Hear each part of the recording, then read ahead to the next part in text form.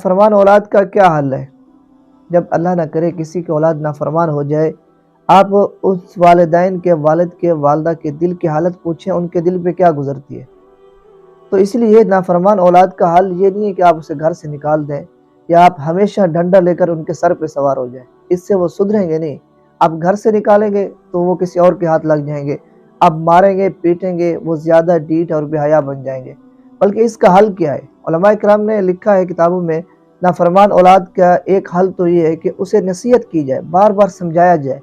آپ کو پتہ ہے کہ اللہ کے پیغمبر صلی اللہ علیہ وسلم ابو جہل کو دعوت اسلام دینے کے لیے کتنی مرتبہ اس کے پاس گئے؟ 3000 مرتبہ سیرت کی کتابوں میں لکھا ہے، 3000 مرتبہ اللہ کے پیغمبر صلی اللہ علیہ وسلم ابو جہل کو اسلام کی دعوت دینے کے لیے گئے۔ تو نافرمان اولاد کا پہلا حل یہی ہے کہ اسے بار بار سمجھائیں، اسے بار بار نصیحت کریں، ہو سکتا ہے آپ کی نصیحت اس کے دل میں گھر کر جائے۔